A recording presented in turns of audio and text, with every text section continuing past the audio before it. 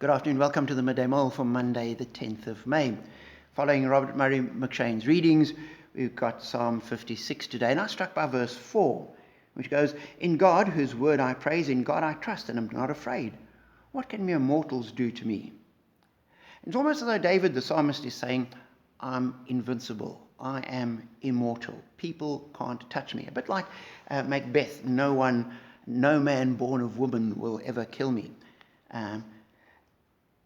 And that's not what he's saying.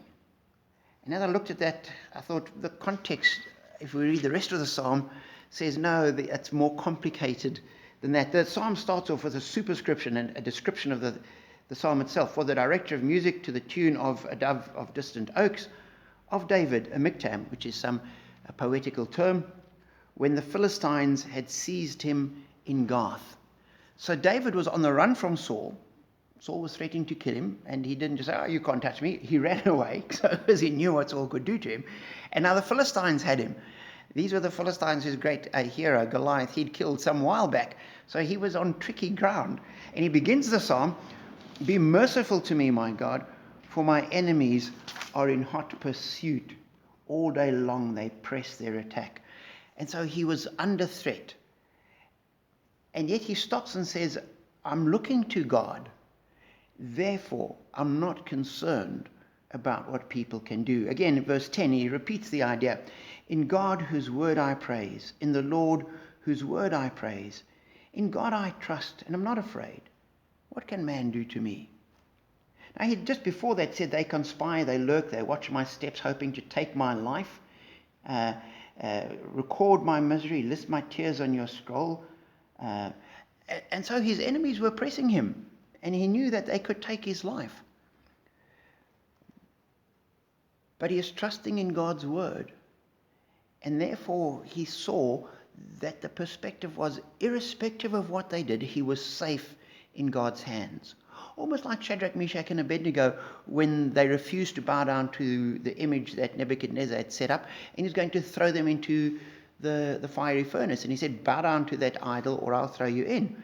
And they said, we trust in God, we serve in God. God will save us from your hand. And even if he doesn't, we're still not going to worship your idol.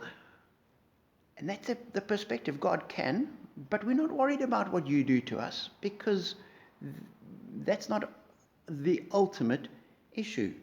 And we need to have that same perspective, that human beings and what happens in this life, in the context of eternity, is not really that significant.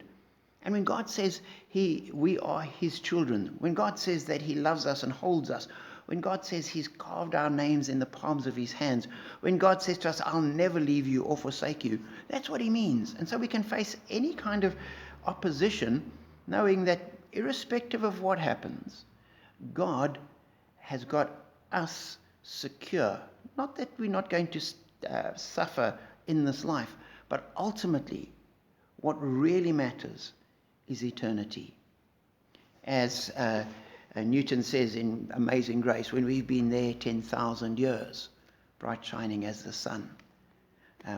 10,000 years hence, what I go through in the next 10, 15, 20 years, what I go through in this life, regarded against eternity, is not critical. Yes, we don't look for trouble, we don't want hardship, we do pray that God will bless us in this life. But when we trust in God, we say with the psalmist, in God, whose word I praise, in the Lord, whose word I praise, in God I trust, and am not afraid. What can man do to me? Very little when viewed from a perspective of eternity. Know that, be encouraged, and know God's blessing.